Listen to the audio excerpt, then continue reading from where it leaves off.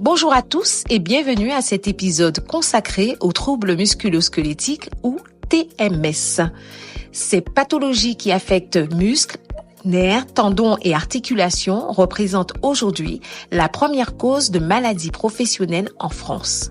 Pour en parler, nous avons le plaisir d'accueillir Sarah Diagne, infirmière chez SOS Écoute. Bonjour Sarah. Bonjour Andrea et merci de m'accueillir. Effectivement, les TMS sont un enjeu majeur, non seulement pour leur prévention, mais aussi pour le maintien en emploi des personnes déjà touchées. Parlons des causes. Qu'est-ce qui explique la forte prévalence des TMS dans le monde professionnel? Les TMS résultent de nombreux facteurs combinés. Il y a les mouvements répétitifs, les postures contraignantes, l'exposition aux intempéries, le port de charges lourdes ou l'exposition prolongée aux vibrations. Ces contraintes physiques sont malheureusement souvent aggravées par le stress en milieu accidentogène par exemple, ou des organisations de travail mal adaptées, telles que la pression des délais, les horaires irréguliers. Un manque de pause régulière est aussi une cause des TMS.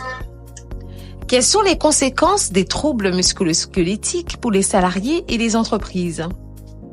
Alors pour les salariés, il y a évidemment la douleur chronique, la diminution de la mobilité, l'incapacité partielle et parfois totale, le sentiment d'inutilité qui peut engendrer de l'angoisse, voire même la dépression.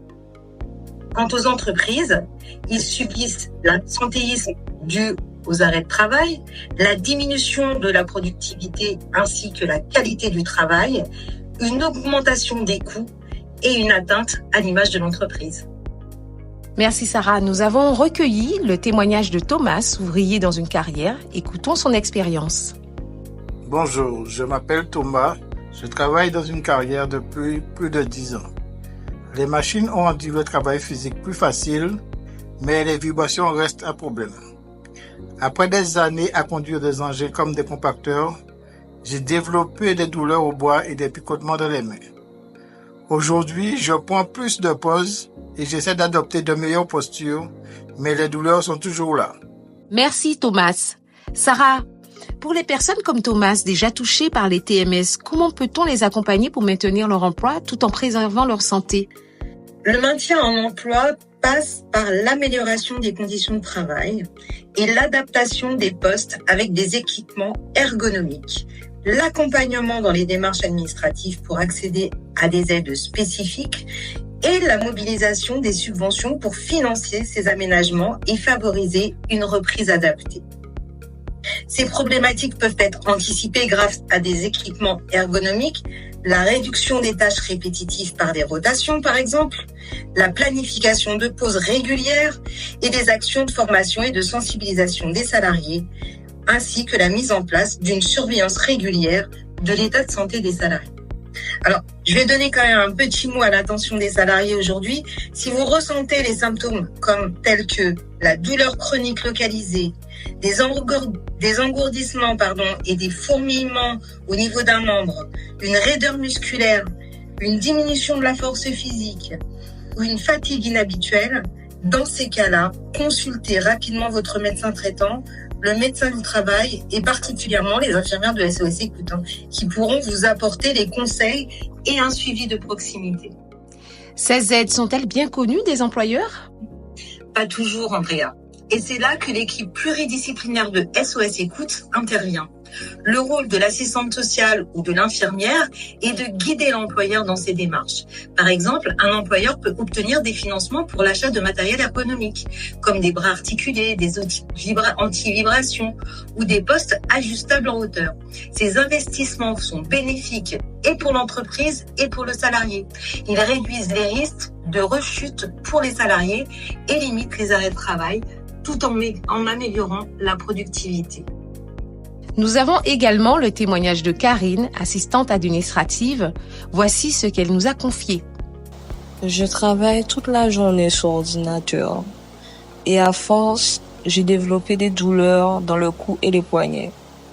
Mais avec l'aide de l'infirmière SOS Écoute, du médecin de travail et de mon employeur, j'ai ajusté mon poste de travail avec un siège ergonomique et un repose-poignet. J'ai aussi fait une demande de RQTH pour bénéficier d'un temps de travail aménagé. Depuis, mes douleurs ont diminué et je peux continuer à travailler. Merci Karine. Ces exemples montrent bien que des adaptations techniques et administratives peuvent permettre de concilier santé et travail.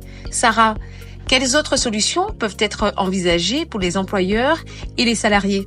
Outre les aménagements matériels, il est essentiel d'intégrer des formations pour les salariés, axées sur les gestes et les postures pour prévenir l'aggravation des TMS, la reconversion professionnelle aussi, lorsque les contraintes du poste ne sont plus compatibles avec l'état de santé du salarié.